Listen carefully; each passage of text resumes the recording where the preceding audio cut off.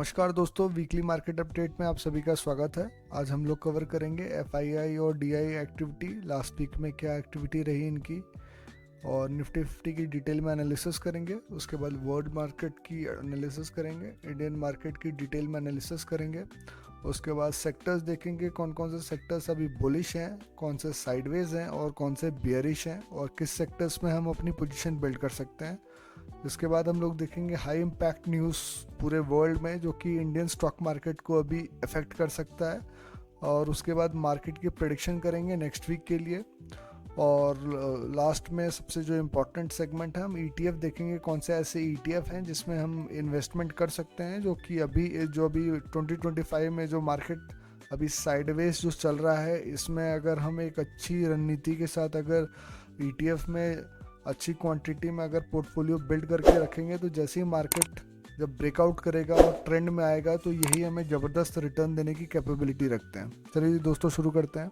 Let's get started.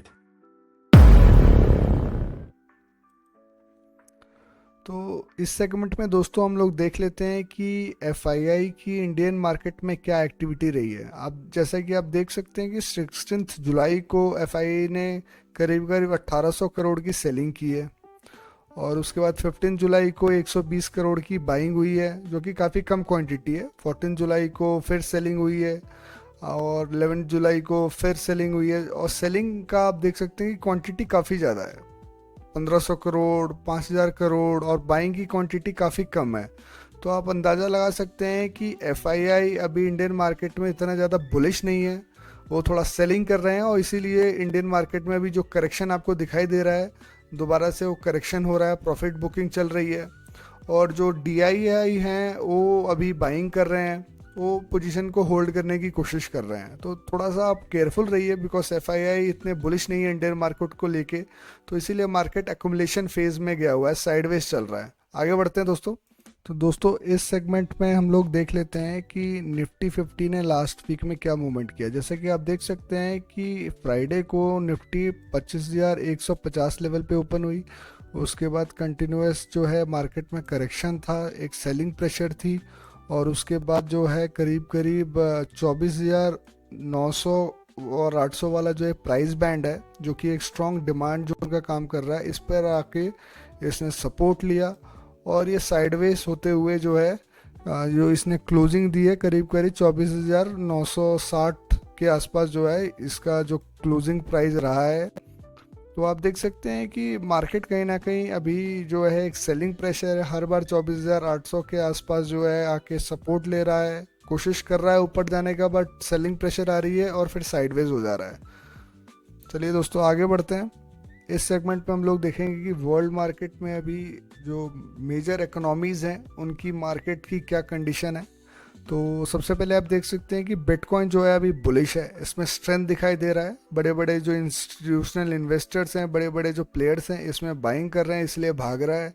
उसके बाद Dow Jones जो है, इसमें भी दोस्तों धीरे धीरे स्ट्रेंथ है, ये भी कोशिश कर रहा है ऊपर भागने का। जापान का मार्केट अभी थोड़ा साइडवेज है। उसके बाद जो निफ्टी 50 है, आप देख सकते हैं कि कम्प्लीटली साइडवेज है दोस्तों, कोई खास इसमें स्ट्रेंथ नहीं है। बियरिश से बॉटम से ऊपर रिकवर होके आया है, बट अभी साइडवेज हो गया है। चाइनीज़ का मार्केट बहुत स्ट्रांग दिखाई दे रहा है, चाइनीज़ मार्केट में पैसा बनेगा दोस्तों। जर्मनी का मार्केट साइडवेज है, काफ़ी टाइम से साइडवेज ही चल रहा है। और जब भी कोई मार्केट साइडवेज चलता है तो बहुत लंबा टाइम लेता है। जैसा कि आप देख सकते हैं कि करीब करीब 3 महीने से जर्मनी का मार्केट साइडवेज ही था। तो उसी तरीके से इंडियन मार्केट भी अभी साइडवेज वाले जो जोन में, एक्युमुलेशन वाले जोन में चला गया है। तो इसमें टाइम लगेगा दोस्तों इसको दोबारा से मोमेंटम पकड़ने में। आगे बढ़ते हैं। अमेरिकन मार्केट की इन डेप्थ अगर हम एनालिसिस करें, तो आप देख सकते हैं कि डाउ जोन जो है ये अभी इसमें स्ट्रेंथ है दोस्तों, ये बुलिश दिख रहा है। उसके बाद S&P 500 बुलिश दिख रहा है। उसके बाद जो नैस्डैक है, ये भी स्ट्रॉन्ग है, बुलिश है। उसके बाद जो फैंग और जो टॉप कंपनीज हैं, फेसबुक, मेटा, इस तरह की कंपनी, इनका भी जो कलेक्शन है ये भी बुलिश है। उसके बाद आप देख सकते हैं कि यूएस डॉलर थोड़ा साइडवेज है, बट दोस्तों अभी इसमें भी स्ट्रेंथ दिखाई दे रहा है। और अगर इसमें स्ट्रेंथ दिखाई देगा तो इंडियन मार्केट के लिए काफ़ी एक चिंता की बात होगी। इसीलिए इंडियन मार्केट में कहीं ना कहीं आपको करेक्शन जो दिखाई दे रहा है इसी कारण है, क्योंकि यूएस डॉलर जो है कहीं ना कहीं जो है अभी स्ट्रेंथ पकड़ रहा है। आगे बढ़ते हैं।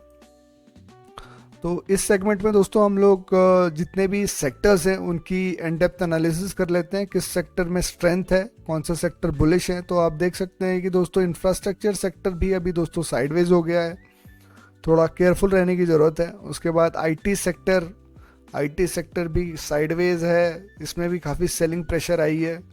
उसके बाद मैन्युफैक्चरिंग सेक्टर भी साइडवेज है। फार्मा स्ट्रॉन्ग है दोस्तों, फार्मा सेक्टर स्ट्रॉन्ग दिखाई दे रहा है। तो अगर आपको किसी भी स्टॉक्स में पोजीशन बिल्ड करना है तो फार्मा के स्टॉक्स में ही पोजीशन आप बिल्ड कर सकते हैं, क्योंकि ये स्ट्रॉन्ग दिखाई दे रहा है दोस्तों। और उसके बाद आप देख सकते हैं ऑटो सेक्टर भी साइडवेज है। उसके बाद पीएसयू बैंक, ये भी दोस्तों इसमें स्ट्रेंथ है, बट ये भी जो है जब मार्केट में जब सेलिंग प्रेशर आती है तो जो अच्छा परफॉर्मिंग सेक्टर्स भी होते हैं, अच्छे परफॉर्मिंग स्टॉक्स भी होते हैं, उनमें भी तेज़ी से करेक्शन आता है, क्योंकि एक पैनिक लाइक सिचुएशन क्रिएट हो जाता है, जिस सिचुएशन में क्या है कि सेलिंग जो है मार्केट कंडीशन को देख के बाकी भी बड़े बड़े जो प्लेयर्स हैं वो भी सेलिंग करने लगते हैं, तो इसलिए थोड़ा केयरफुल रहना ज़रूरी है। उसके बाद प्राइवेट बैंक भी जो है इसमें भी काफ़ी सेलिंग प्रेशर आई है, तो ये भी इसमें भी बड़ा पोजीशन आप बिल्ड मत कीजिए, केयरफुल रहने की ज़रूरत है। बैंक निफ्टी आपको दिख ही रहा है कि दोस्तों इसमें भी बहुत तेज़ी से सेलिंग आई है। उसके बाद आगे बढ़ते हैं। एफएमसीजी सेक्टर अगर आप देखें तो ये स्ट्रॉन्ग दिखाई दे रहा है, एफएमसीजी ने काफ़ी अच्छा रिकवरी दिया है और उसके बाद अभी ये बुलिश है, तो एफएमसीजी स्टॉक में आप डेफिनेटली पोजीशन बिल्ड कर सकते हैं। उसके बाद फाइनेंशियल सेक्टर अभी थोड़ा सा साइडवेज हो गया है दोस्तों। और उसके बाद अगर आप देखें तो ऑयल एंड गैस सेक्टर जो है ये भी थोड़ा साइडवेज दिख रहा है, थोड़ा सा कमज़ोर होता हुआ दिख रहा है। रियलिटी सेक्टर भी जो है थोड़ा सा कमज़ोर दिख रहा है, साइडवेज है। मेटल सेक्टर थोड़ा साइडवेज है। उसके बाद डिफेंस बियरिश हो गया दोस्तों, डिफेंस क्योंकि अभी भागा बहुत ज़्यादा था, डिफेंस के जो स्टॉक्स थे बहुत तेज़ी से भागे थे, और जैसे ही मार्केट में जैसे ही अभी थोड़ा सा जो वॉर लाइक सिनेरियोज जो हैं अलग अलग कंट्रीज़ के बीच में जो लड़ाइयाँ थी वो जैसे ही ख़त्म हुई हैं, तो आप देख सकते हैं कि डिफेंस जो सेक्टर है उसमें अभी उसका डिमांड थोड़ा कम हुआ है, और इसीलिए जो है साइडवेज और बियरिश दिखाई दे रहा है, क्योंकि इसमें प्रॉफिट बुकिंग चल रही है दोस्तों। उसके बाद एमएनसी जो मल्टीनेशनल कंपनीज़ का जो एक कलेक्शन है ये भी स्ट्रॉन्ग दिखाई दे रहा है दोस्तों। आगे बढ़ते हैं। तो दोस्तों इस सेगमेंट में हम लोग देख लेते हैं कौन से ऐसे इंपॉर्टेंट न्यूज़ हैं जो कि हमारी मार्केट की रणनीति को अफेक्ट कर सकते हैं। तो दोस्तों आप देख सकते हैं कि एक जो फेड की मीटिंग है 30 तारीख को है, 30 जुलाई को है, तो उसमें दोबारा से फेड रेट का डिसीजन लिया जाएगा। तो प्रीवियस जो फेड का जो इंटरेस्ट रेट था 4.50 था, तो आप एक्सपेक्ट कर सकते हैं कि ज़्यादा कोई चेंजेस अभी आने नहीं वाला है इसमें। तो ये कोई एक बहुत बड़ा न्यूज़ नहीं है जिसके कारण मार्केट तेज़ी से करेक्शन आएगा, बट छोटा मोटा वेरिएशन आ सकता है।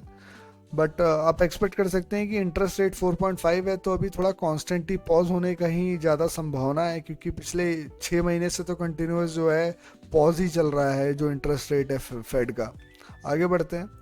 तो दोस्तों जो सबसे इम्पोर्टेंट एक दोबारा से जो डोनाल्ड ट्रंप हैं, डोनाल्ड ट्रंप जो हैं पूरे 2025 में छाए हुए हैं, कोई भी डिसीजन वो लेते हैं तो उसका डायरेक्ट इफेक्ट मार्केट पे पड़ता है, और ये कुछ ना कुछ जो है इस तरह के न्यूज़ इस तरह के जो है ये पब्लिक अनाउंसमेंट कर देते हैं, जिसके कारण जो है मार्केट में जो है दोबारा से सेलिंग प्रेशर आने लगता है। तो आप देख सकते हैं दोबारा से ये अलग अलग कंट्रीज़ पे टैरिफ जो लगा रहे हैं उसकी घोषणा कर रहे हैं कि इस कंट्री पे मैं इतना टैरिफ लगाऊंगा, उस कंट्री पे उतना लगाऊंगा। तो ये ट्रंप का जो टैरिफ वॉर जो है 2025 में छाया हुआ है न्यूज़ में। तो ये जो आप देख सकते हैं कि ये ऐसे न्यूज़ है कि जो मार्केट को अफेक्ट कर सकते हैं।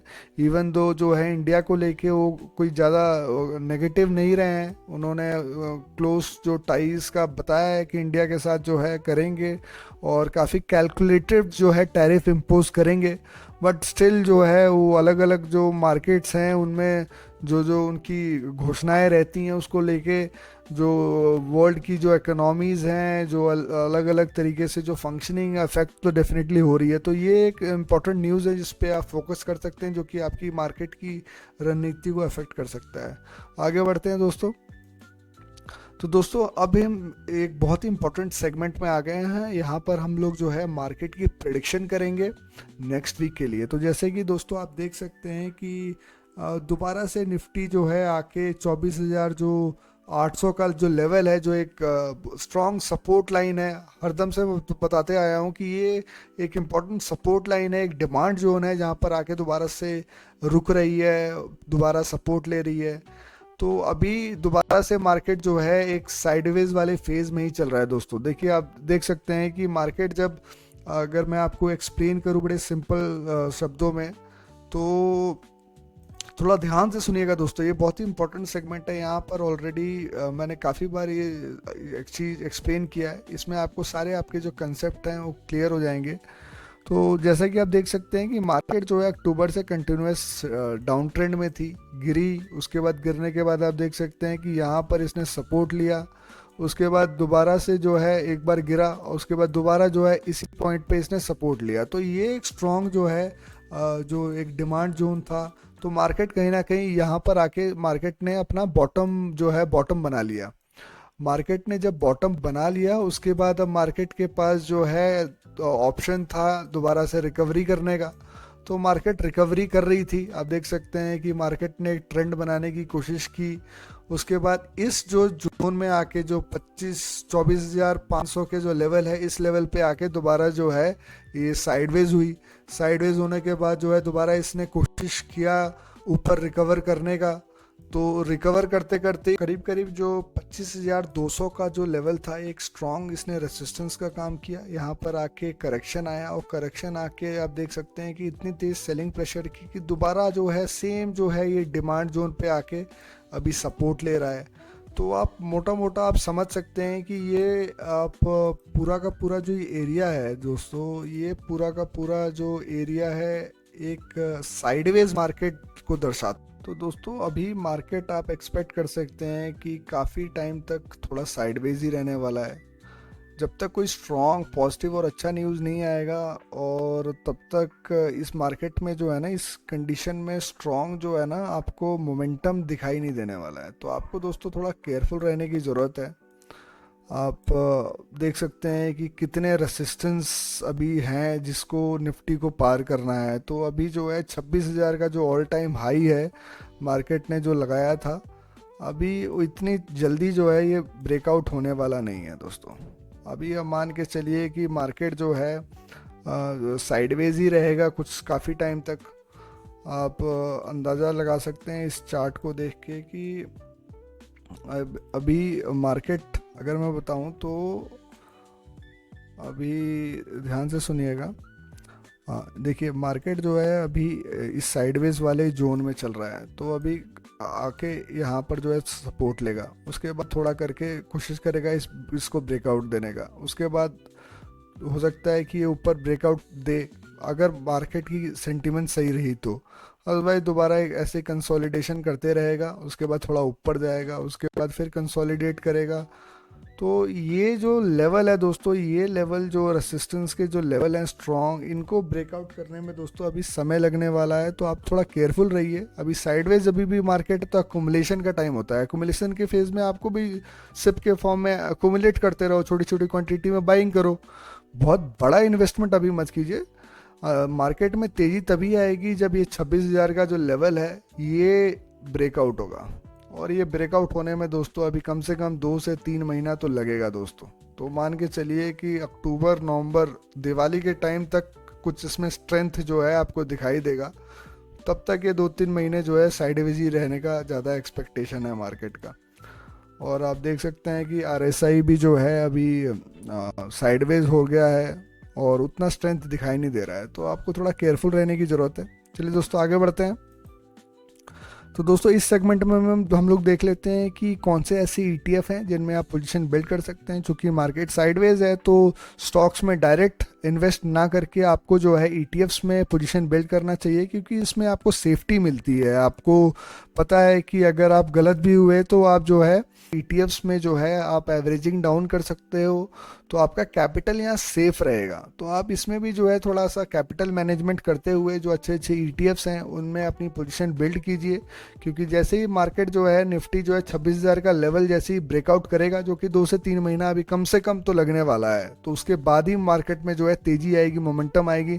तब तक मार्केट साइडवेज रहेगा। तो एक्यूमुलेशन का फेज़ है, तो आप भी एक्यूमुलेट कीजिए, अपनी पोजीशन छोटी छोटी क्वांटिटी में बिल्ड कीजिए। और इस अक्यूमुलेशन फेज के लिए ईटीएफ सबसे बेस्ट सिनेरियो है, जिसमें आप देख सकते हैं पीएसयू एंड ऑटो जो बीज हैं, ऑटो सेक्टर्स हैं, इसमें आप पोजीशन बिल्ड कर सकते हैं। उसके बाद भारत 22 ईटीएफ है, सीपीएसई ईटीएफ है, एचडीएफसी स्मॉल कैप का ईटीएफ है, इसमें आप बाइंग कर सकते हैं। रियलिटी और इंफ्रा जो है एवरग्रीन जो ईटीएफ्स हैं, इसमें बाई कर सकते हो। और साथ ही साथ जो है आपके पास 250 जो मोमेंटम क्वालिटी ईटीएफ है मिराय एसेट का, इसमें आप जो है पोजीशन बिल्ड कर सकते हैं। उसके बाद मिराय एसेट का 500 मल्टी कैप जो ईटीएफ है, ये भी मेरा ऑल टाइम फेवरेट ईटीएफ रहा है। नया ईटीएफ है बट इसमें बहुत ट्रमेंडस इसमें पोटेंशियल है एक अच्छा रिटर्न देने का।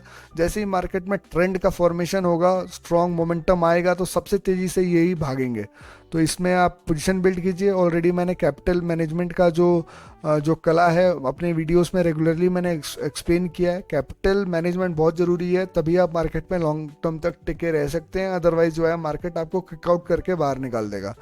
तो इसीलिए मार्केट में लंबे टाइम तक टिकिए। मैराथन की तरह अगर आप काम करेंगे तो डेफिनेटली आप बहुत स्ट्रॉन्ग जो है एक अपना पोर्टफोलियो बिल्ड कर पाएंगे, अपना कैपिटल बहुत तेज़ी से बढ़ा पाएंगे, और एक आपका जो है एक वेल्थ क्रिएशन तभी हो सकता है। आप शॉर्ट टाइम फ्रेम में रहेंगे कि 1 महीने में करोड़पति बन जाऊं, तो ऐसा नहीं होगा।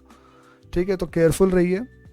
और जो ऑलरेडी मैंने ये काफ़ी बार एक्सप्लेन किया हुआ है कि अगर आपके पास 1 लाख अगर कैपिटल है तो आपको किस किस ईटीएफ में कितना कितना इन्वेस्ट करना चाहिए। तो मेरे पुराने वीडियोस भी आप जाके देख सकते हैं, तो आपको ये चीज़ मैंने कई बार एक्सप्लेन किया हुआ है। चलिए दोस्तों, आगे बढ़ते हैं। तो दोस्तों, इसी के साथ मैं इस वीडियो के एंड में आ गया हूँ। एक बार मैं समराइज़ कर दूँ। आज हमने वर्ल्ड मार्केट की डिटेल में एनालिसिस की, इंडियन मार्केट की एनालिसिस की, इंपॉर्टेंट न्यूज़ देखा जो कि मार्केट को अफेक्ट कर सकता है, और साथ ही साथ हमने निफ्टी का नेक्स्ट वीक के लिए प्रिडिक्शन किया। और ईटीएफ्स में मैंने बताया कि कौन कौन से ऐसे ईटीएफ्स हैं जिनमें आप पोजीशन बिल्ड कीजिए। आप अपना खुद का रिसर्च भी ज़रूर कीजिए, अपनी जो भी एडवाइज़र्स हैं उनकी राय लीजिए, और उसके बाद जो है अपना इन्वेस्टमेंट का जो है स्ट्रैटेजी बनाइए। तो दोस्तों, मेरे लेटेस्ट वीडियो का लिंक मैंने डिस्क्रिप्शन में ऐड कर दिया है। वीडियो से कुछ सीखने को मिला हो तो please don't forget to like, subscribe and share with your friends. मेरे फ्री टेलीग्राम चैनल जरूर जाके ज्वाइन कीजिए फॉर टाइमली मार्केट अपडेट्स। अपने क्वेश्चंस आप कमेंट सेक्शन में पोस्ट कीजिए। मैं बहुत खुश हूँगा आपकी जितने भी क्वेरीज़ हैं उनको रिप्लाई करके, और काफ़ी डिटेल में उसका रिप्लाई भी मैं पोस्ट करूँगा। मिलते हैं नए वीडियो में। Till then take care. Jai Hind.